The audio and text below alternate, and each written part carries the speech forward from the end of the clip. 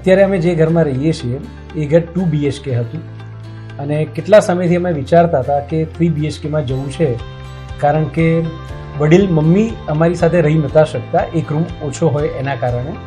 તો ખાસા ટાઈમથી અમે શોધી રહ્યા હતા અને જસ્ટ કેઝ્યુઅલી અમે આ એરિયામાં જ્યારે ફરતા હતા ત્યાં અચાનક અમારે વાત થઈ હતી ટર્કોઇઝ ડ્રીમ્સ વિશેની. એટલે પહેલાં અમે ટર્કોઇઝ ડ્રીમ્સમાં સહેલા જે સ્કીમ હતી એના માટે વિચારતા હતા. ત્યાં અમારા એક મિત્ર એમને એવું સજેસ્ટ કર્યું કે આ જ બિલ્ડર, રત્ના બિલ્ડરની સ્કીમ છે એ SP રિંગ રોડ ઉપર મેઇન લોકેશન ઉપર અને ખાસ તાજની સામેનું એનું લોકેશન આવે છે, તો એ ફ્લેટ જોવા જેવો છે. એટલે અમે વિચાર્યું કે તો એ લોકેશન ઉપર જઈએ અને 3 BHKની અમારી રિક્વાયરમેન્ટ, મેઇન રોડ ઉપરનું અમારું ફેસિંગ આવે અને રત્ના ઇટસેલ્ફ એક રિનાઉન્ડ નામ છે, તો એ સાંભળીને અમે આ સ્કીમ માટે ખાસ અહીંયા વિચાર્યું. સૌથી અગત્યની વાત કે અત્યારે જે પણ સ્કીમો બને છે ને એ બધી સ્કીમોમાં એટલા બધા મિરરથી કવર કરી છે, એટલે બાલ્કની હોતી જ નથી અને ખાલી પ્લાન્ટેશન બાલ્કની જે કહેવામાં આવે એ જ હોય છે.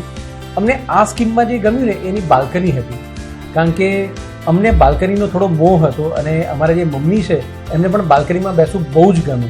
એટલે સૌથી પહેલાં તો આ સ્કીમ જે અમને જીતી ગયું ને અમારું હૃદય, એનું કારણ હતું એની બાલ્કની.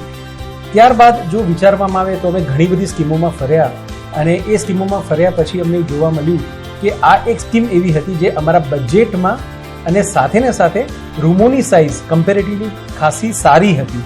એટલે એનાથી બહુ જ આનંદ થયો કે ઇકોનોમી બજેટમાં અમારા જેવા એક સામાન્ય માણસને અગર આવા બજેટમાં, આવા લોકેશનમાં ને આવી રૂમ સાઇઝ મળે બાલ્કની સાથે, એનાથી તો ઉત્તમ કંઈ જ ના હોઈ શકે.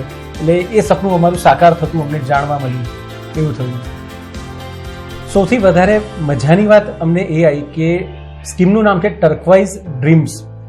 આ હકીકતમાં એક અમારું સપનું છે ને સાકાર થતું ને એવું લાગ્યું. અને એમાં હકીકતમાં જેને કહી શકાય કે સરસ મજાની સોનામાં સુગંધ ભળે ને એવું બિલ્ડર તો પોતે છે જ, એમનું નામ તો છે જ. સાથે એમનું જે સ્ટાફ છે એ સ્ટાફ અમને કદી સ્ટાફ જેવો લાગ્યો જ નથી.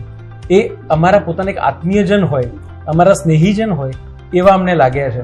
અને એ લોકોએ જે અમને ટ્રીટ કર્યા છે, સાહેબ અમારા જેવાને એક સામાન્ય વ્યક્તિને મકાન ખરીદવું અને એના માટે કેટલી બધી પરોજણ હોય, ટેકનિકલ કેટલા ઇશ્યુઝ હોય, પણ અમને અમારા ફેમિલીને 1% પણ ટેકનિકલ ઇશ્યુઝ કે લીગાલિટીમાં કોઈ જ તકલીફ નથી પડી.